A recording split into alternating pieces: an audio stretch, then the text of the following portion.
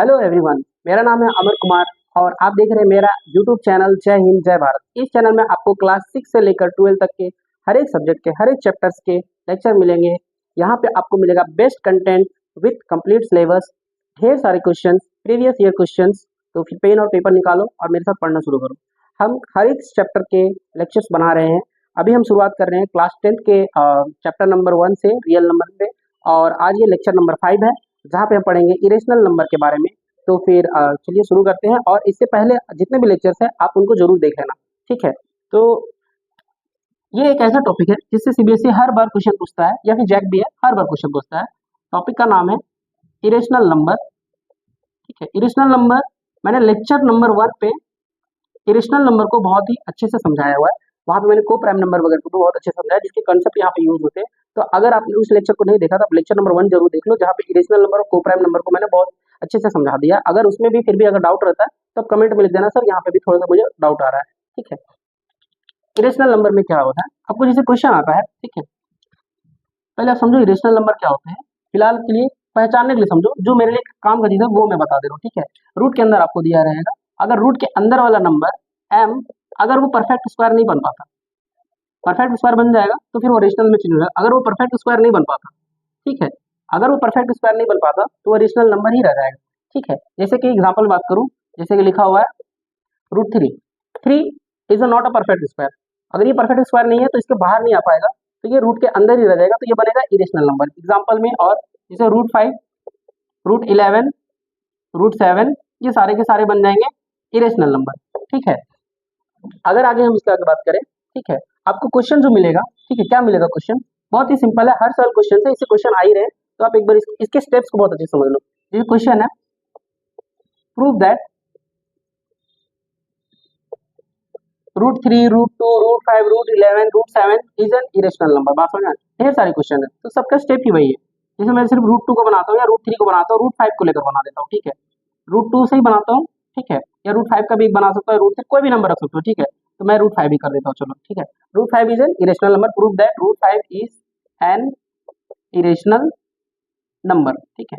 आप समझ जाओ इरेशनल नंबर है, ठीक है। तो prove that root 5 is an irrational number, इसको कैसे आप प्रूव करोगे, ठीक है। आपको देखो क्या करना है कि रूट 5 इरेशनल प्रूव करने के लिए आपको थोड़ा उल्टा मान के चलना पड़ेगा। कभी कभी चीजें ना नेगेटिव करके देखनी पड़ती है कि हाँ चलो चेक करके देखते हैं या नहीं है, ठीक है। तो हम उल्टा मान के देखेंगे। मान लेना आपको क्या, let root 5 is a rational number.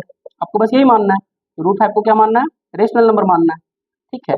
अगर ये रेशनल नंबर है तो मैंने रेशनल नंबर में जैसे बताया हुआ है अभी तक, आप जानते हो कि इसको पी बाई क्यू के फॉर्म में लिख सकते हैं, जहां पर ये बहुत इंपॉर्टेंट चीज है, जहां पर पी क्यू क्या हो जाएंगे, आपस में को प्राइम नंबर हो जाएंगे। ध्यान रखना, वेयर पी क्यू आर को prime number for each other, एक दूसरे के लिए क्या हो जाएंगे, को प्राइम नंबर हो जाएंगे। और साथ में नीचे वाला जो नंबर है वो 0 के बराबर नहीं होना चाहिए, ठीक है। नीचे अगर 0 हो गया तो नंबर नॉट डिफाइंड हो जाएगा, ठीक। अब मैं इसको सॉल्व कैसे करूंगा, आप इसको इधर मल्टीप्लाई कर दो, रूट 5 को मल्टीप्लाई कर दो क्यू से, ठीक है, और इधर हो गया पी। अब इसको थोड़ा इसको उल्टा कर लो कि पी इधर, रूट 5 और क्यू इधर, ठीक है। स्क्वायरिंग बोथ साइड, इसको स्क्वायर कर देता हूँ मैं। क्वेश्चन नंबर 1 को मैंने क्या कर दिया, स्क्वायरिंग बोथ साइड, दोनों तरफ मैंने क्या कर दिया, इसको स्क्वायर कर दिया, ठीक। स्क्वायर करने पे क्या मिला हमको, ये पी का स्क्वायर, रूट 5 का स्क्वायर, रूट 5 का स्क्वायर कितना हो जाएगा 5, और क्यू का स्क्वायर क्यू स्क्वायर, ठीक है। ध्यान रखना, रूट और स्क्वायर आपस में कैंसल आउट हो जाते हैं, ठीक है। तो p square equal to 5 q square, जैसे ये है ना रूट 5 का स्क्वायर, तो इसको आप क्या लिखोगे, ये स्क्वायर कैंसिल हो जाएगा, या फिर आप ऐसे लिखोगे रूट 5 का स्क्वायर का मतलब हुआ 2 बार रूट 5 लिखना पड़ेगा, ठीक है। रूट में मल्टीप्लाई हो गया 5 इंटू 5, और ये 2 के बदले एक बाहर तो 5 ही बन जाएगा, ठीक है। ये याद रख लेना, ठीक। अब देखो कोई भी नंबर किसी का टेबल में मल्टीप्लाई में लिखते हो, जैसे 6 लिखे हैं 2 इंटू 3, इसका मतलब 2 का टेबल में 6 जाएगा 3 बार में, और 3 का टेबल में 6 जाएगा 2 बार में, मतलब कि ये इससे डिविजिबल है। बात समझ में आया, 6 जो है 2 से डिविजिबल है, 6 है तो 3 से भी डिविजिबल है। तो यानी कि यहाँ पे भी ऐसे मल्टीप्लाई टाइम में टूट रहा है, तो हम क्या बोलेंगे, 5 से डिविजिबल है पी स्क्वायर, डिविजिबल है, डिविजिबल का मतलब फैक्टर होता है, ठीक है। इसका मतलब क्या हो गया कि 5 is a factor of 5 is a factor of P square. ध्यान रखना पी स्क्वायर, ठीक है। अगर किसी का स्क्वायर का ये फैक्टर है तो उस नंबर का भी ये फैक्टर होगा, ठीक। तो 5, और हम आगे लिख सकते हो 5 is a factor of P, P का भी लिख सकते हो फैक्टर। बात समझ में आया, ठीक। आप लिख सकते हो पी का भी फैक्टर है, जैसे कि 16 है, ठीक है। 16 अगर डिवाइड हो जा रहा है 2 से, ठीक है, तो ये 4 का स्क्वायर है, तो 4 भी डिवाइड होना चाहिए 2 से। अगर 4 अगर 2 से डिवाइड नहीं होता तो इसका स्क्वायर भी डिवाइड नहीं होता। बात समझ आया? जैसे कि 7 है, 7 2 से डिवाइड नहीं हो रहा है, नॉट डिविजिबल। बस में रिमाइंडर कुछ ना कुछ तो बच ही जाएगा, ठीक। तो इसका स्क्वायर कर लोगे 49, तो वो भी डिवाइड नहीं होने वाला। बात समझ में आया? तो अगर किसी का स्क्वायर डिवाइड हो रहा है तो वो नंबर भी जरूर डिवाइड होता होगा पी से। अगर इससे डिवाइड में हो रहा है, फैक्टर हो रहा है, तो हम उस टाइम में इसको लिख सकते हैं। बात समझ में आया? तो हम क्या लिख सकते हैं कि अगर उससे डिवाइड हो रहा है पी का, पी जो है वो 5 का टेबल में जा रहा है, तो कितना बार में जा रहा होगा, कुछ ना कुछ तो लिख सकते हैं ना। मुझे नहीं पता कितना बार में जाता होगा, अपने से लिख देंगे आर, कोई दिक्कत, लिख देंगे। So we can write p equal to 5 r. अब हम क्या करेंगे, यहाँ से जो p है, p का वैल्यू उठा के रख देंगे, √5 क्यू, इधर कितना हो गया 5 इंटू आर, स्क्वायर कर देंगे दोनों साइड, फिर से अगेन स्क्वायरिंग बोथ साइड, दोनों तरफ स्क्वायर कर दोगे, तो देखो स्क्वायर करोगे तो फिर इधर ये √5 का स्क्वायर कैंसल आउट हो जाएगा, तो बचेगा कितना 5 क्यू स्क्वायर, उधर कितना बचेगा 5 का स्क्वायर 25 हो जाएगा आर स्क्वायर।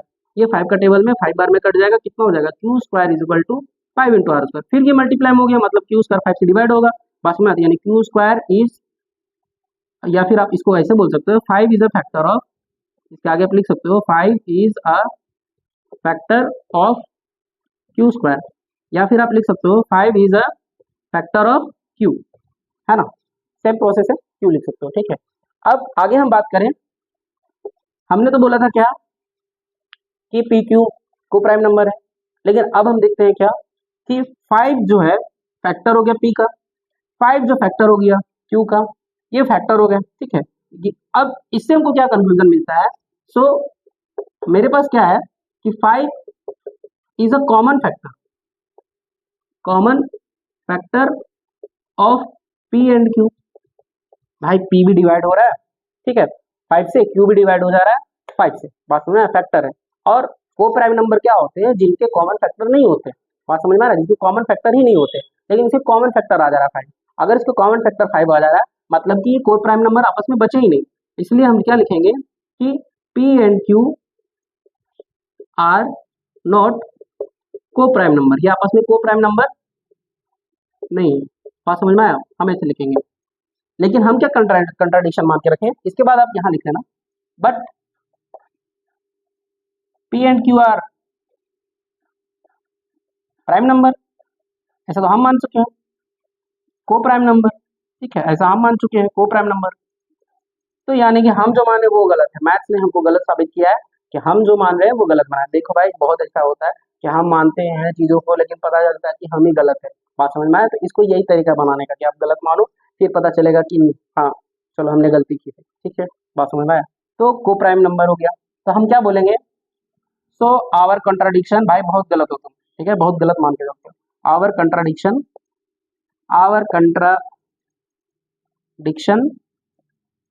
Is wrong. हम जो मान के चले वो क्या हो गया, गलत हो गया, इसीलिए लिख देंगे हैंस, इसके आगे जो भी है √5 इज एन इरेशनल नंबर, इसकी जगह पे √7 √11 कुछ भी दे दे तो सेम प्रोसेस है, 7 कॉमन फैक्टर बन जाएगा, ठीक है, या फिर 11 कॉमन फैक्टर बन जाएगा। और फिर हम बोलेंगे क्या कि वो कॉमन फैक्टर मिल गया तो वो को प्राइम नंबर नहीं है, और को प्राइम नंबर नहीं है तो फिर हम गलत हो जाएंगे, तो फिर ये है, इसीलिए क्या बोल देंगे कि ये जो प्रूफ करने का तरीका है, ये 2 ही स्टेप में हम इसको बना सकते हैं, ठीक है। चलिए इसी से रिलेटेड और भी क्वेश्चन देखते हैं, कैसे बनाओगे आप।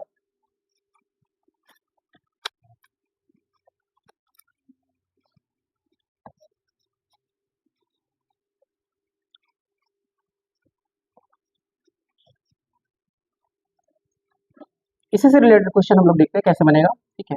और भी क्वेश्चन आपको जैसे प्रूफ करने मिलेगा, आपको प्रूफ करने मिलेगा 1/√7 को इरेशनल प्रूफ करो, ठीक है, कैसे प्रूफ करोगे, देखो अब इसको क्या करना है ना, इसको ऐसे लिख दो, मान लो लेट 1/√7 क्या हो जाएगा, रेशनल नंबर, ठीक, रेशनल नंबर हुआ, अगर वो √7 रेशनल नंबर है लिखेंगे क्या p/q हो गया, इसको रेसिप्रोकल कर देंगे, √7 ऊपर हो जाएगा, q/p हो जाएगा, बात समझ में आया, ठीक, ऐसा हो जाएगा। अगर √7 इधर इरेशनल नंबर है और कोई रेशनल नंबर का रेसिप्रोकल लो, तो वो भी क्या बनता है, रेशनल नंबर ही बनता है। तो देखोगे LHS जो है और RHS जो है वो अलग है भाई, रेशनल इरेशनल नंबर आपस में कभी भी बराबर नहीं होते, ठीक है। तो ये हम जो बना रहे हैं वो गलत ही हो रहा है, बात समझ में आया। यानी कि ये चीजें इक्वल नहीं आ रही है, सो हम माने थे रेशनल नंबर, वो गलत है। आवर कंट्राडिक्शन इज रॉन्ग,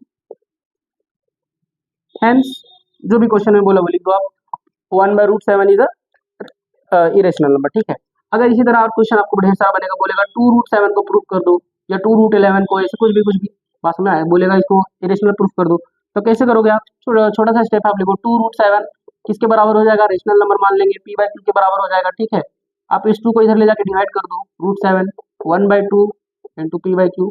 देखो 1/2 एक रेशनल नंबर है और p/q भी क्या है? एक रेशनल नंबर है। रेशनल नंबर को रेशनल नंबर से मल्टीप्लाई करोगे तो रेशनल नंबर ही मिलेगा। आरएचएस जो मेरा कहाँ टेंड्स कर रहा है, वो रेशनल नंबर की तरफ टेंड्स कर रहा है। ये हो गया रेशनल नंबर। ठीक, और मैं बात करूं अगर एलएचएस का, तो एलएचएस √7 क्या है? Irrational number. यहाँ फिर से सारा प्रोसेस को प्रूफ नहीं करेंगे, ठीक है, यहाँ पे हम डायरेक्ट लिखेंगे। ठीक, तो बोलेंगे क्या कि एलएचएस जो है वो क्या हो गया? इरेशनल नंबर, यानी कि चीजें गलत आ रही है, एलएचएस आरएचएस इक्वल नहीं हो पा रहे हैं। बात समझ में आया? तो हम बोलेंगे कि so our contradiction is wrong, same language लिखना है, और हेंस 2/√7 इज रेशनल नंबर। ठीक है, ये हो गया मल्टीप्लाई के लिए, ये हो गया रेसिप्रोकल के लिए, 1/, करके दे, मल्टीप्लाई करके दे, या फिर प्लस करके दे। बोलेगा कि आप 3 + √5 को प्रूफ कर दो irrational number, irrational number proof कर दो। ठीक है, तो सेम ही पैटर्न बनाना है हर बार। क्या बनाना है? 3 + √5 को क्या बोल देना कि रेशनल नंबर होगा, p/q के बराबर हो जाएगा। आप 3 को उधर ले जाओ तो p/q में क्या माइनस हो जाएगा? 3। देखो ये p/q रेशनल नंबर है, ठीक है, रेशनल नंबर, और 3 भी क्या है? Rational number. आपको रेशनल नंबर में रेशनल नंबर घटाओगे तो आंसर तो आपको रेशनल नंबर ही मिलने वाला है। ठीक है, 7 में 2 घटाओगे तो 5 बचेगा, 5 भी तो रेशनल नंबर है, 7 भी रेशनल नंबर है, 2 भी रेशनल नंबर है। और इधर लेफ्ट साइड में देखोगे तो क्या हो गया?